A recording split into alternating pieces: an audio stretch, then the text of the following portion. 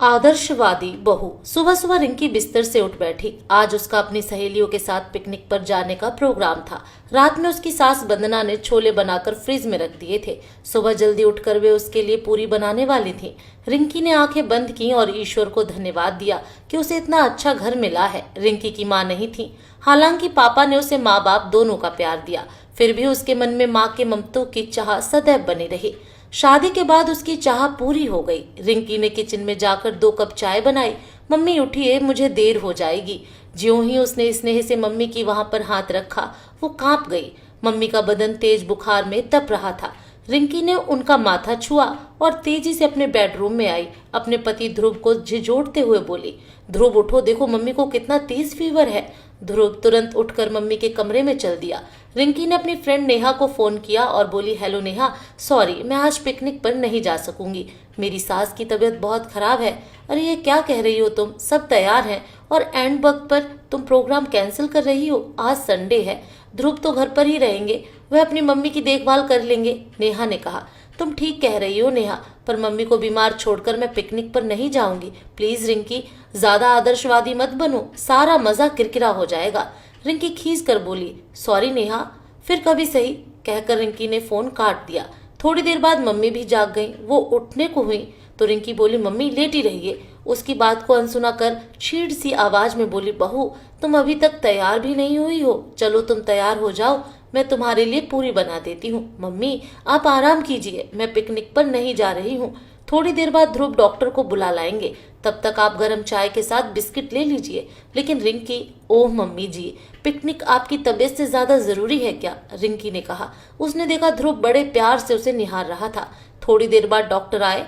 Mummy को viral था। 3 दिन तक बुखार कभी कम तो कभी ज्यादा होता रहा। रिंकी ने ऑफिस से सप्ताह भर की छुट्टी ले ली। इस बीच उसने मम्मी की देखभाल में कोई कसर नहीं छोड़ी। चौथे दिन दोपहर में खाना खाकर मम्मी सो गईं।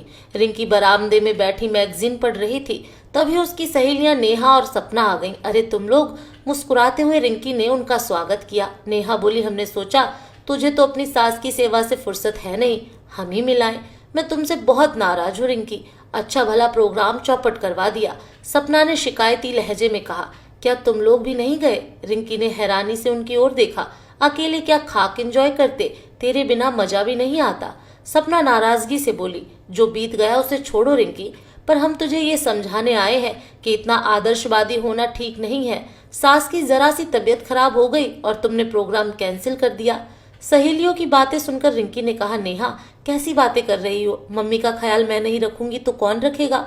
वास्तव में भूल तुम लोगों की भी नहीं है। बचपन से ही लड़की के मन में सास की असंवेदनशील नारी की इमेज होती है और पूर्वाग्रहग्रस्त लड़की जब ससुराल में कदम रखती है तो सास से दूरी बनाकर रखती है। मैंने बचपन में ही अपनी माँ को खो दिया था। मन में आस थी कि अपनी सास से माँ का प्यार मिलेगा और मम्मी ने मेरी इस आस को पूरा कर दिया। मैं तो यही जानती हूँ कि निस्वार्थ भाव से प्यार दोगे तो प्यार जरूर मिलेगा। मम्मी ने जीवन में बहुत संघर्ष किया है, बहुत दुख सहे हैं। तुम लोग कभी उनकी डायरी पढ़ो तो तुम्हें एहसास होगा।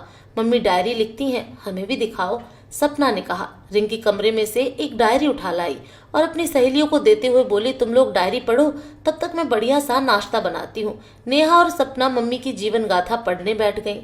मैं वंदना माथुर प्रेम विवाह को सुख की गारंटी समझ बैठी थी, पर मेरे पति समीर का मन किसी मरुभूमि की तरह था जिसमें प्यार के कोपले खिल ही नहीं पाए। विवाह को 6 माह ही बीते होंगे कि हम दोनों में टकराव की स्थिति पैदा होने लगी। उनके उग्र और शक्की स्वभाव के कारण आए दिन घर में तनाव रहता। मैं पब्लिक स्कूल में इंग्लिश की अध्यापिका थी। स्कूल से घर लौटने में थोड़ी भी देर हो जाती तो मैं सवालों के कटघरे में खड़ी कर दी जाती। मैं जितनी संवेदनशील थी वो उतने ही भाव शून्य थे। ध्रुव के जन्म के बाद मुझे लगा था स्थिति में सुधार होगा, लेकिन यह आशा भी छलावा थी। घर के झगड़ों का असर धीरे धीरे ध्रुव पर पड़ने लगा था। वह अधिकांश समय सहमा रहता, दूसरे सामान्य बच्चों की तरह ना तो शोर मचाता, ना ही खेलकूद में अधिक रुचि लेता। वक्त सरकता गया और हमारे बीच की दूरी उस समय एक गहरी खाई में बदल गई। जब मुझे पता चला उनकी जिंदगी में दूसरी स्त्री है। गीता समीर के ऑफिस में काम करती थी। मैंने पहले उसे एक पार्टी में देखा था। जिस अधिकार से उसने समीर को थामा था, वह बात मेरे मन को खटकी थी, पर समीर के प्रति अविश्वास नहीं उपजा था। हाँ, अब मुझे समझ में आया क्यों वह बेवजह मुझ पर शक करते थे। उनके मन में एक गिल्ट थी जो उन्हें कचोटती रहती थी। एक दिन अपनी एक साथी अध्यापिका के साथ मैं शॉपिंग कर रही थी कि सामने से आ रहे समीर पर निगाह पड़ गई। उनकी कमर में बाहें डाले गीता चल रही थी। उस रात हम दोनों के बीच जमकर झगड़ा हुआ। कितनी बेशर्मी से उन्होंने स्वीकारा था कि वो मुझे छोड़ सकते थे, किंतु गीता को नहीं। जल्दी हमने तलाक ले लिया। मैं ध्रुव पर अपना कानूनी हक चाहती थी, जिसके लिए समीर तैयार हो गए। वह मेरी जिंदगी का सबसे कठिन दौर था। लोगों की सवालिया नजरें दूर तक मेरा पीछा करती थीं। कभी मैं हमारे असुरक्षित भविष्य की चिंता में घुलती और कभी अपने 5 वर्ष के बेटे ध्रुव की परवरिश करती। वह अपने पापा को याद करके रोता तो उसे संभालना बेहद कठिन हो जाता था। तरह तरह के झूठे आश्वासनों से मैं उसे शांत कर पाती थी। उस समय मुझे किसी अपने की आवश्यकता थी, अतः मैंने माँ को अपने पास बुला लिया। 1 वर्ष पूर्व पिताजी का स्वर्गवास हुआ था, तब से वह अकेली ही थी। माँ के आने से मुझे काफी राहत मिली। ध्रुव के सब कामों का दायित्व उन्होंने अपने ऊपर ले लिया था। ध्रुव भी नानी के आने से खुश था। देखते ही देखते 1 वर्ष बीत गया। जीवन एक बार फिर पटरी पर आ गया था। एक दिन स्कूल से घर लौटी तो माँ को बिस्तर पर लेटे देखा। उनके पैर में प्लास्टर था। मैं परेशान हो उठी। माँ, ये कैसे हो गया? क्या बताऊं, राशन लाने बाजार गई थी, रास्ते में रिक्शा पलट गया। वो तो अच्छा हुआ ईश्वर ने मदद के लिए विकास को भेज दिया, वरना पता नहीं क्या होता। माँ कुछ छीट स्वर में बोली। तुम भी कमाल करती हो माँ। तुमसे किसने कहा था अकेले बाजार जाने के लिए? तभी मेरे सहकर्मी विकास कमरे में आए। उन्होंने टेबल पर दवाइयाँ और फल रखे और बोले, इत्तेफाक से आज छुट्टी पर था, बाजार घूमने निकला था। तभी मेरी आंखों के सामने ही माँ जी का रिक्शा पलटा। विकास ने मदद की वंदना सहारा देकर डॉक्टर के पास ले गया। एक्सरा कराया, प्लास्टर चढ़वाया और अब सारी दवाइयाँ लाया है। कैसी बातें कर रही हैं माँ जी, आप मेरी माँ जैसी हैं। मैंने विकास का दिल से आभार प्रकट किया। विकास और मैं एक ही स्कूल में पढ़ाते थे। उस दिन के बाद से वो अक्सर माँ को देखने घर आने लगे थे। धीरे धीरे उनसे औपचारिकता समाप्त होने लगी। माँ भी काफी घुल गई थी। विकास जब भी आते घर का वातावरण खुशनुमा हो उठता। धीरे धीरे आत्मीयता बढ़ रही थी। बातें करते करते विकास का खामोश हो जाना और मेरी ओर खोई खोई दृष्टि से देखना मुझे कहीं भीतर तक छू जाता था। उन नजरों का मतलब समझकर भी मैं समझना नहीं चाहती थी। एक दिन माँ ध्रुव को पार्क में घुमाने ले गई थी। एकांत के उन क्षणों में विकास ने मेरे समक्ष विवाह का प्रस्ताव रखा। मैं हैरत में पड़ गई थी। सोच समझकर संयत स्वर में जवाब दिया था, दूसरे विवाह के बारे में तो मैंने कभी सोचा ही नहीं है।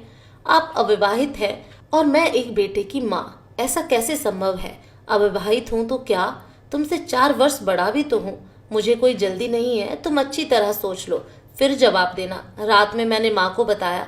माँ उत्साहित हो उठी। वंदना, सच कहूँ मेरे दिल में भी कई बार यह ख्याल आया, पर तुम्हारी नाराजगी के डर से चुप रही। विकास सकल सूरत में साधारण है तो क्या, स्वभाव से हंसमुख है और हर तरह से तुम्हारे योग्य है। कैसी बातें कर रही हो माँ? मैं एक बेटे की माँ हूँ। माँ ने कहा, माँ के साथ साथ तुम एक स्त्री भी हो, यह मत भूलो। पहाड़ सी जिंदगी अकेले कैसे काटोगी? कुछ ही वर्षों में ध्रुव बड़ा हो जाएगा, उसकी अपनी दुनिया होगी, तब तुम अकेली पड़ जाओगी। उस समय तुम्हें अपने निर्णय पर पछतावा होगा। विवाह के बाद ध्रुव तुम्हारे पास ही रहेगा, दूर थोड़े ही चला जाएगा। बहुत देर तक माँ मुझे समझाती रही। माँ तो सो गई, किंतु मेरे मन में विचारों का तूफान उठने लगा। सची तो कहती है माँ, समीर ने दूसरा विवाह कर लिया। जिंदगी की सभी खुशियां उसे हासिल हैं और मेरे हिस्से में क्या आया? बेबसी, घुटन और ध्रुव को पालने का कर्तव्य। मेरी अंतरात्मा ने मुझे धिक्कारा। यह कर्तव्य भी तो मैंने स्वेच्छा से ही हासिल किया है। यदि समीर ध्रुव को अपने साथ ले जाते तो इस कल्पना से मेरा हृदय तड़प उठा और मैंने पास लेटे ध्रुव को कसकर गोद से सटा लिया। मैं तो जी ही नहीं पाती इसके बगैर। विकास हर तीसरे चौथे दिन घर आते थे, लेकिन मैं रोज ही उनकी प्रतीक्षा करती थी। मेरी स्वीकृति पाकर विकास खुश हो उठे। मेरा मन फिर से सुखमय भविष्य के सपने बुनने लगा। इन पलों के बीच मैं भूल गई थी कि ध्रुव उपेक्षित हो रहा था। कहाँ वो अपनी क्लास में हमेशा अव्वल आता था और कहाँ अब उसके 2-2 विषयों में लाल निशान थे। होमवर्क भी अक्सर पूरा नहीं होता था। उसमें असुरक्षा की भावना भर रही थी। वह चिड़चिड़ा होता जा रहा था। नए बन रहे संबंधों की उष्णता ने मेरी दृष्टि को धुंधला कर दिया था। एक दिन विकास के साथ बाहर घूमने का प्रोग्राम था। मैं तैयार हो रही थी, तभी रुआसा सा ध्रुव मेरे पास आया। आंखों में उमड़ आए आंसुओं को पीते हुए बोला, मम्मी मैं भी तुम्हारे साथ चलूंगा। मैं काम से जा रही हूँ बेटे, तुम्हारे लिए ढेर सारी चॉकलेट लाऊंगी। तुम तब तक नानी के पास बैठकर पढ़ो। नहीं पढ़ना मुझे, और चॉकलेट भी नहीं चाहिए। मैं बस तुम्हारे साथ चलूंगा मम्मी। गुस्से के आवेग में वह पैर पटक कर चिल्लाया। फिर न जाने क्या हुआ, मेरा पल्ला पकड़कर फूट फूट कर रो पड़ा। मैं कर्तव्य विमूढ़ सी खड़ी रह गई। उसका इस तरह का व्यवहार मेरे लिए अप्रत्याशित था।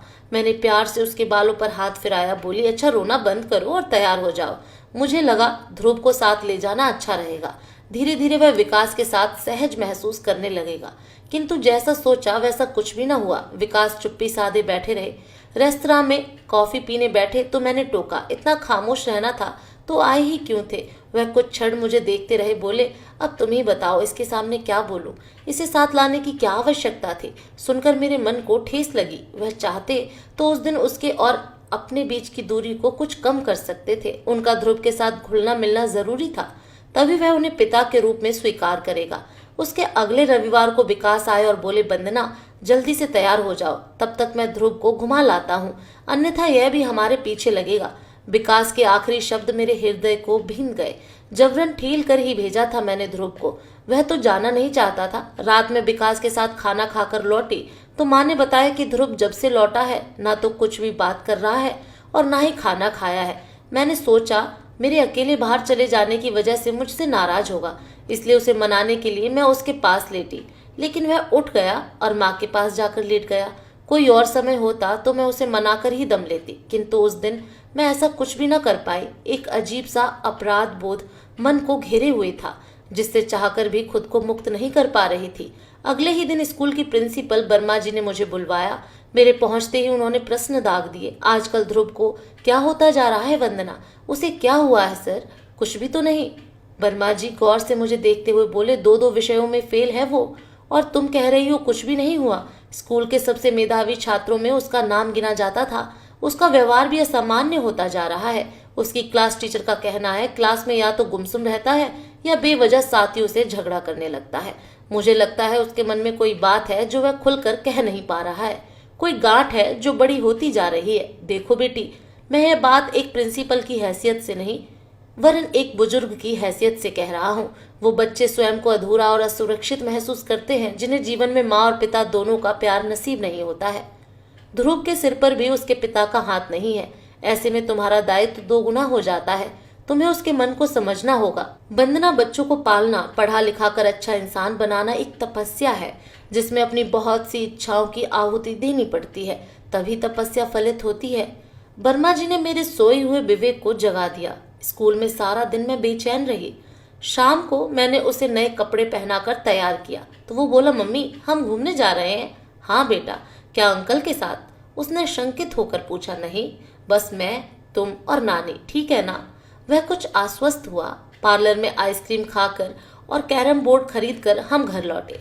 रात में उसके पास लेटी तो उसे खुश देख पूछ बैठी, अच्छा ध्रुव, उस दिन तुम विकास अंकल के साथ घूमने गए थे, तब तुम दोनों ने क्या क्या खाया था? ध्रुव के चेहरे का रंग उड़ गया। मैंने फिर कोरेदा, बेटा विकास अंकल तुम्हें कैसे लगते हैं? मेरा हाथ झटक ध्रुव खड़ा हो गया। उसकी आंखों में गुस्सा और आंसू दोनों झलक रहे थे। वो बोला, मम्मी विकास अंकल कह रहे थे तुम उनसे शादी कर रही हो, मगर मम्मी मैं हॉस्टल बिल्कुल नहीं जाऊंगा। हॉस्टल? तुमसे किसने कहा तुम हॉस्टल में रहोगे? इस नई बात ने मुझे अचंभित कर दिया था।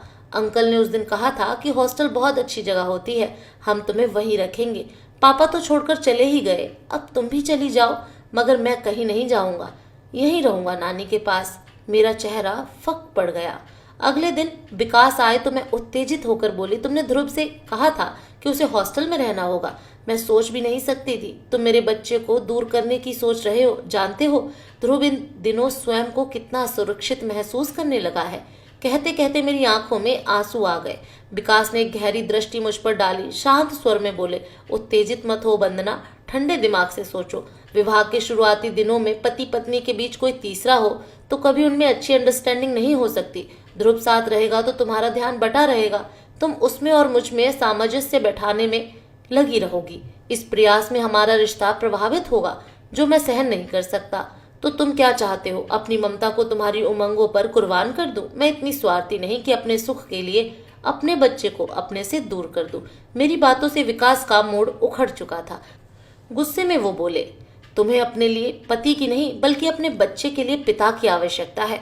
मेरा पति भी वही इंसान बन सकता है जो मेरे बेटे को बाप का प्यार दे सके। उसे घर से दूर करने की ना सोचे।